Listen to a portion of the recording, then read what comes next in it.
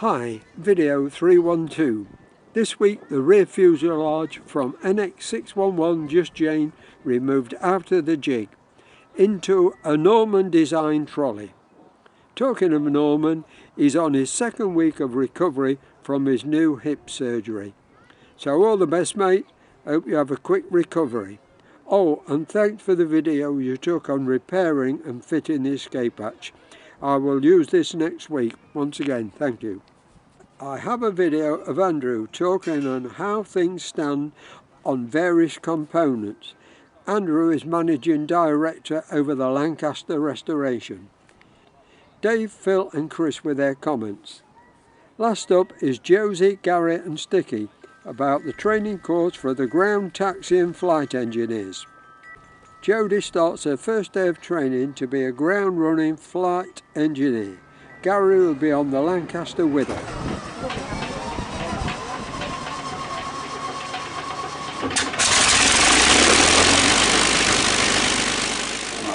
Let's have a look at it then, Dave. Morning, John. Yeah. What's Phil here on it? Morning, Ned. Morning.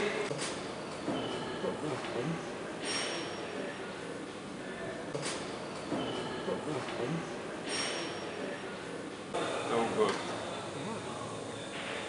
So it's sat in the jig nice, and then we've just put these strops on because it was sliding around a little bit, so yeah. Just said it. It's amazing how light it is, you can manoeuvre it around. Oh, and somebody wanted, it was Upton Holmes wanted to know about these purple rivets. What do they indicate? Aluminium, aren't they? Yeah. Basically, with the green ones they had before, they corrode easily, and if you look at the new ones, the heads just fall off. So that's why we use those.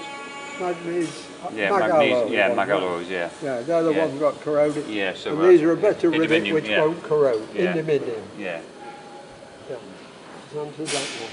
You've got a different perspective of it now, so. Yeah. Maybe if you look down this end, it just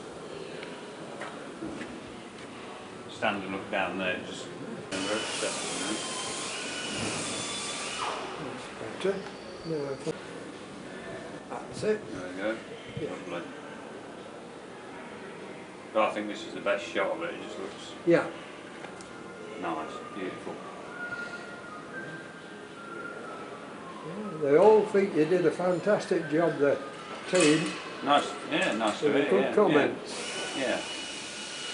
I'm happy with and the red turned down. I put made in England at there. Of course it is, yeah. Not without that done.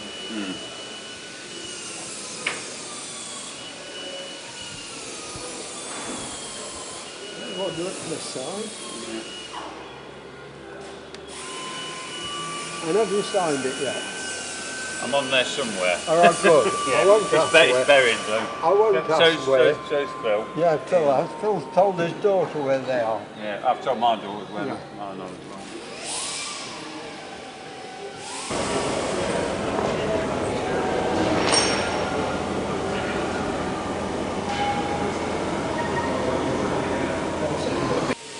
Hey, you've done a real good job, lad. Nice. And you're waiting for John to give you the go-ahead to swap them over, are you? Yeah. I mean, there's still a bit of work to do inside. There's extra bits and bobs to fit in, but that can be done over there while we get. The most important thing is to get the new bit in the jig now, so then start taking that apart. Phil's sorting out all the serviceable parts that still to go on this off the rack, which obviously needs doing. We sort out what we can get rid of, so we clear the racks basically ready for the next part. But looks like those pieces will have to be painted before they go on. Well, you've got to sort the wheat from the chaff because you've got to work out what is original build, what's the original build items, and what was added on by the French. Basically what wants to go on. What was operational kit and what's non-operational. So that's your pitot-static altitude sensor there with the pipe that goes on. So that is that's going to be part of it. But there's other stuff. Parachute pack holders, they're going to be fitted. Therapeutic oxygen, that will be think that'll be fitted probably, Dave, won't it? Yeah, As yeah, a part of the... This is what, sorry? Yeah, that's a therapeutic oxygen bottle. So if one of the crew needs to walk through the cabin, they can disconnect their normal oxygen supply, take out the therapeutic oxygen bottle, connect onto this, and then they can walk through the aircraft with oxygen. Still use those on modern aircraft even now. Yeah. How many of those on the Lancaster? Well, that's a good question, and I can't answer that. But I would imagine, this was in the rear fuselage, I imagine there'd have been at least 3. Front, centre and rear for the crew. For the crew to be able to walk around. What's nice on this gauge, it's not a pressure gauge, it's minutes remaining, which is probably the same as divers have. 5 minutes, it starts off 10 minutes, 5 minutes, so you've probably got a total of 10 minutes supply there. And so this is a kind of a governor for the height, exactly. is it? They call it a regulator. Yeah. So that's probably about 1,000 or 1,500 psi in there. Same as a diver. Regulator there drops it down to a manageable pressure, which is probably plus 2 or 3 psi, just to keep it fed through to the mast. But it doesn't alter with altitude from 25 to 10. You only need to use this over 10,000 feet anyway. Obviously, because you can still breathe below then. So it'll feed you a standard constant pressure, irrespective of altitude, above 10,000 feet. And these are what, parachutes? Yeah, well, you've probably been told already, but this is the parachute for the tail gunner. And because he couldn't actually wear it when he was sat in the back, he had to have it near him, so he sat in the rear of the fuselage. Now it actually fits up on the frame just there. So if the tail gunner was going to bail out, he had to open up his little rear doors, grab his parachute, attach it, and then turn the turret round until the doors drop out here, and then fall out. Which is a feat. What does parachute be attached to his chest? Yes, I imagine it's got a couple of clips here, just like modern reserve parachutes. But you can see how small it is. I was going to say, it doesn't look all that... it might go down a bit fast. It's very compact and bijou, isn't it? It's still a real challenge if the aircraft's on fire or spinning out of control. It's a very challenging prospect to have to bail out of the tail turret, isn't it? Well, just bailing out alone with that. But I suppose when you know you're going down, you just go. You've got it. Well, you get that adrenaline rush and that energy, so hopefully they all got out. Thanks a lot, Chris. Are they where they... the Paxlin. Paxlin? It's a very early form of composite material. And this is where the cables come through just in the trim tabs. Yeah, exactly. They've got pulleys, and these are just cable guides, effectively. Cable guides, So they won't damage the cable, but they keep the cable from vibrating in flight. And enable it to stay clear of the structure and so on. It's really, really good stuff, you know.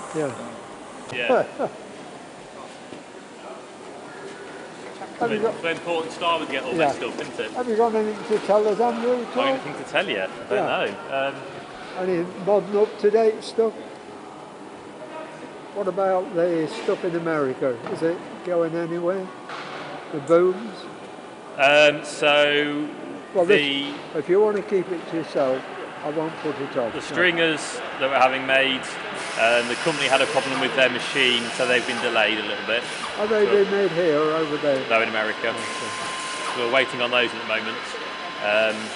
And then the spar booms and cells and all the extrusion, we've finally got the material all sorted out. So there's a problem with getting the material we wanted in the length that we wanted. So there's a big problem with that. So that's all sorted. This week we should have the final quote through for making the booms and all the extrusion stuff. So that's making progress.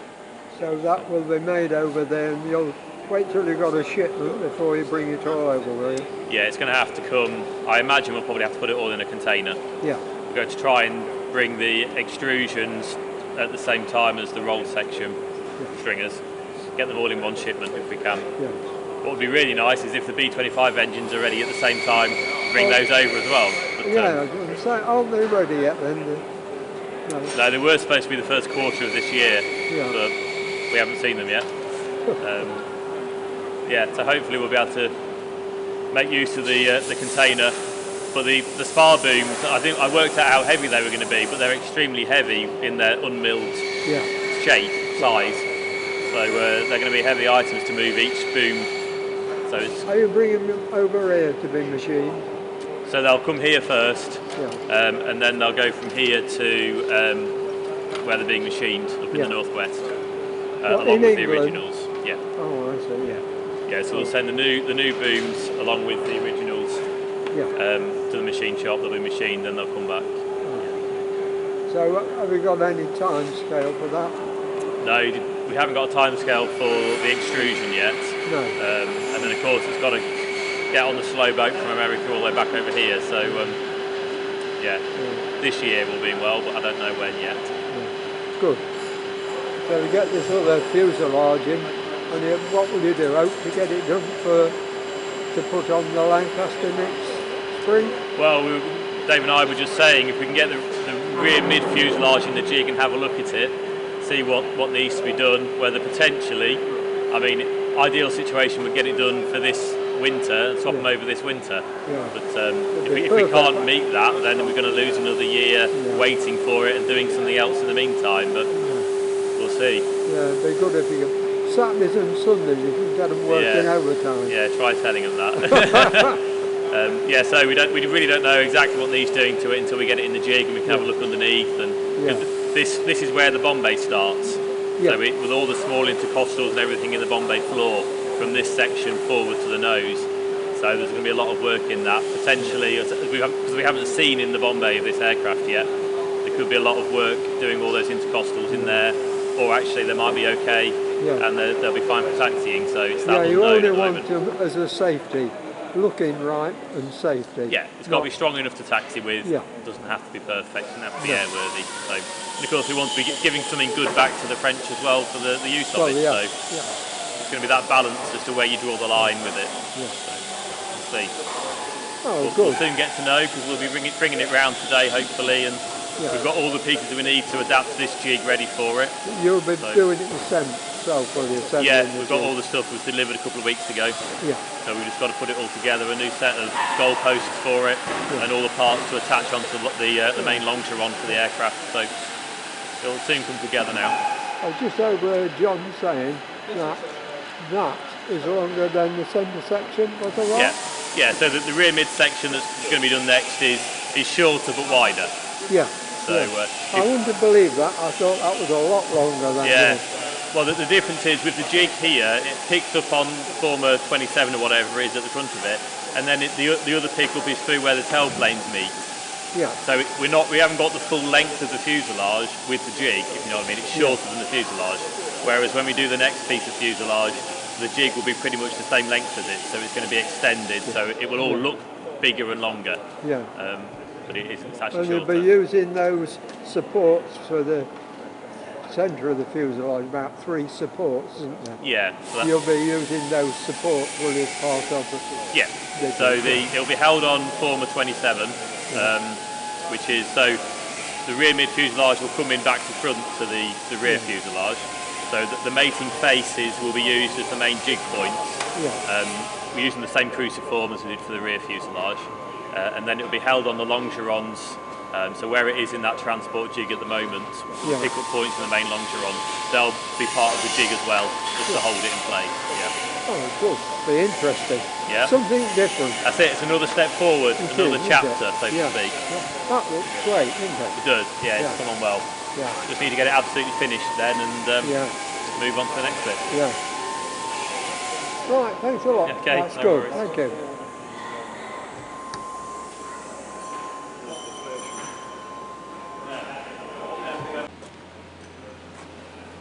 They're the bits there for the next. Yeah, Yeah. a lot of them, isn't there? Well, that's what we took. These are what we took off.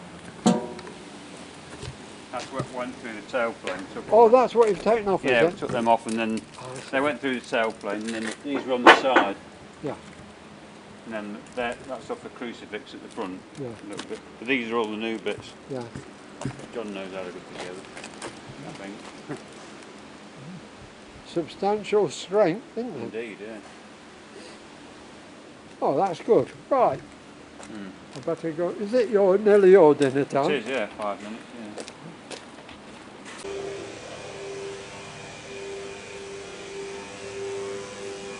This is the French Lancaster midsection, NX611. Last week I got it totally wrong. This face here is the other part of the transport former 27. So this is the former which will bolt onto the face of the jig.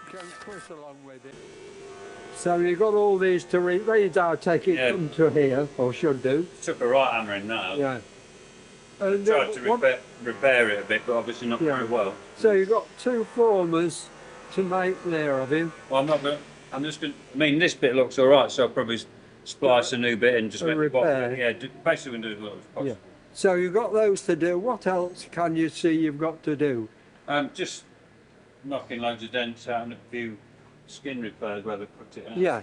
There's obviously a big hole there that needs putting out. Yeah. We're hoping to do as little as possible.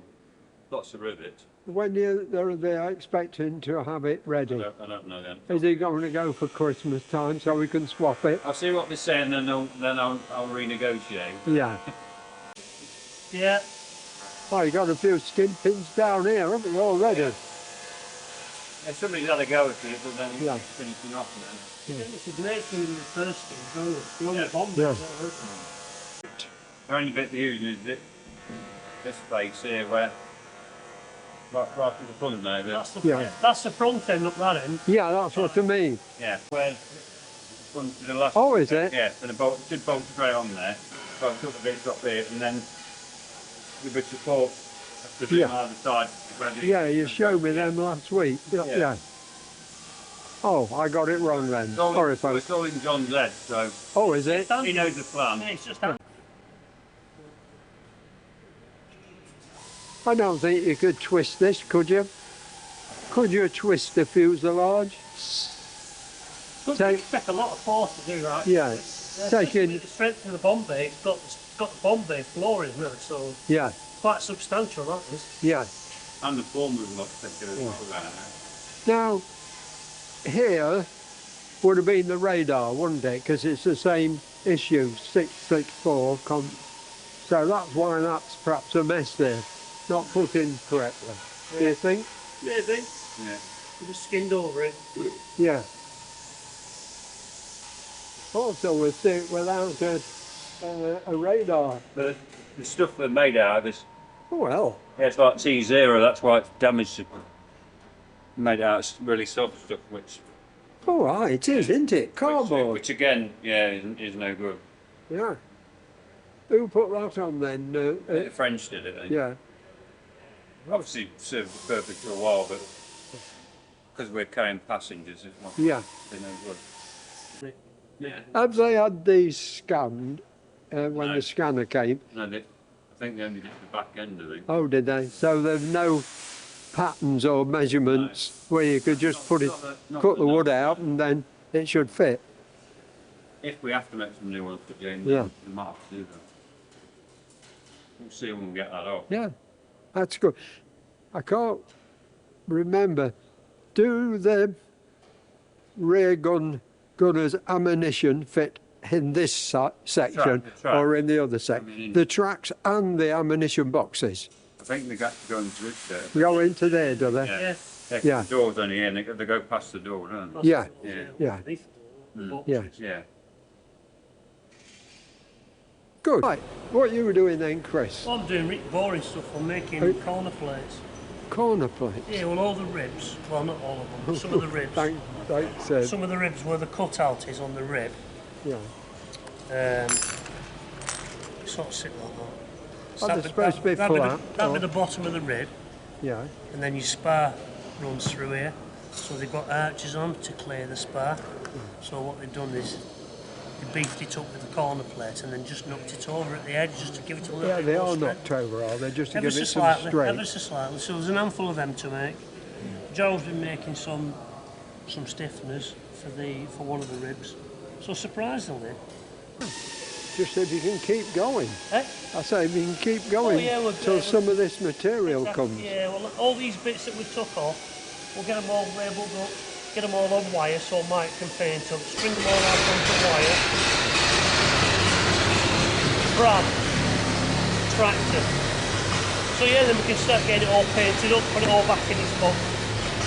All the bits that we're missing for the trailing edge are on here. So do you remember what I said? We had loads of bits missing.